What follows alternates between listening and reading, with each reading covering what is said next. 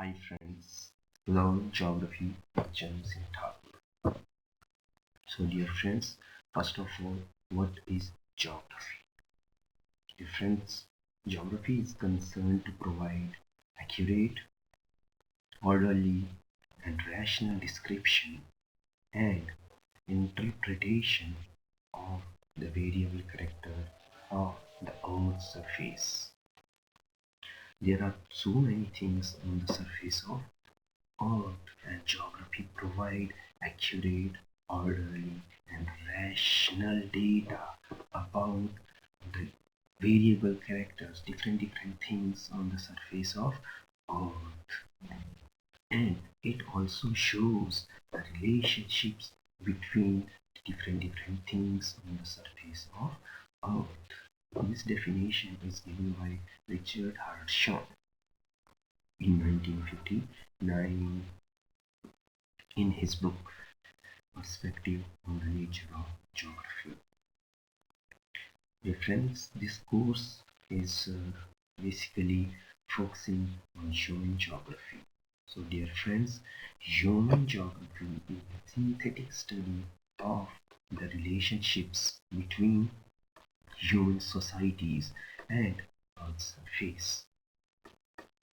This definition is given by the father of human geography, Frederick Ratzel. So according to the father of human geography is this synthetic study. Synthetic here means as a whole study of relationships between humans and their environment. And humans interact with their environment with the help of technology. According to Alan Churchill's human geography is the study of changing relationships between unresting man and unresting earth. Unresting man here means man is always moving from one place to another place and change the environment with the help of technology, and the relationships between man and environment is always changing. That's why changing relationship words are used here. And in general terms, human geography is the study of relationships between human and environment. Dear friends, the next is determinism. Deterministic school of thought says that human activities are determined by environment. Each and every action of human beings are determined by their environment. Basically, they are talking about the primitive societies.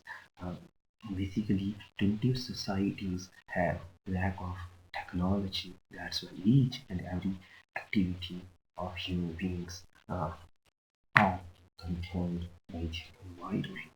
So basically, here nature is powerful than man, or nature is active than man, and man acts as passive or slave of the natures because he has to act according to the natures. He has no choice.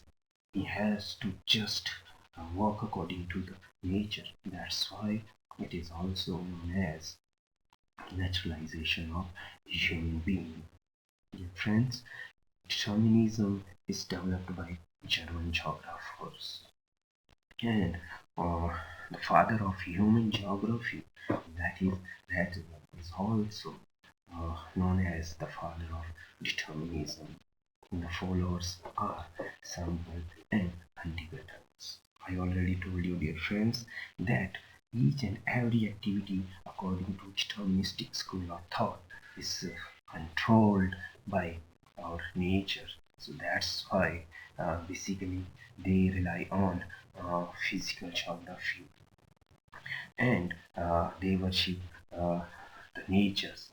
Uh, According to deterministic school, of thought, human beings cannot live in hostile regions. Uh, for example, polar regions and equatorial regions. Uh, Human cannot live in polar regions because they are very cold, and in equatorial regions because they are very hot and warm. And according to Alan Church example, man is the product of nature. After that, dear friends, we have possibilism. According to possibilistic school of thought, humans are not limited by their environment because we can interact with our environment with the help of technology, and we can conquer the nature with the help of technology.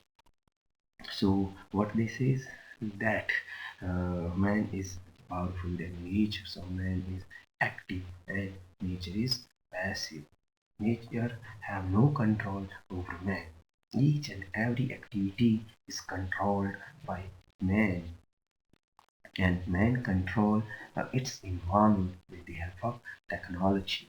That's why possibilism is also known as humanization of nature. And possibilism is developed by French geographers. And Vidal de la Blache is known as father of possibilism. Dear friends, I also want to tell you that February, uh, February coined possibilism. Uh, or you can say that possibilism is coined by February. And the followers of the possibilism are Brunch, February, Woman, and Carl Saugers.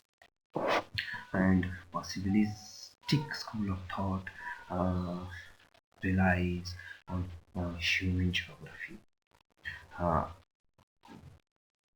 and possibilistic school of thought uh, uh, believes that with the help of air conditioners and greenhouses, we can settle in very hot regions as well as in cold regions. And according to possibilistic school of thought, nature is never more than an advisor. After that, dear friends, we have neo-determinism. The friends, neo-determinism is developed by Griffith Taylor, and it is all it is also known as the middle path between determinism and possibilism. Here, dear friends, middle path means neither man is powerful than nature nor nature is powerful than man. Both are complementary to each other. And according to Griffith Taylor, there is neither absolute necessity nor absolute freedom. And he explained his concept with the help of traffic lights. And he said that there is no free run. That's why his concept is also known as stop and go determinism. According to Griffith Taylor's, human beings can conquer nature by obeying it. And it also brings a balance between nature and human beings and nullify either or dichotomy.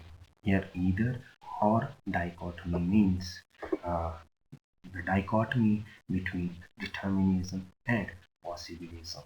Or we can say that neither man is powerful than nature nor nature is powerful than man. Both are complementary and supplementary to each others. Thank you so much, dear friends, for watching my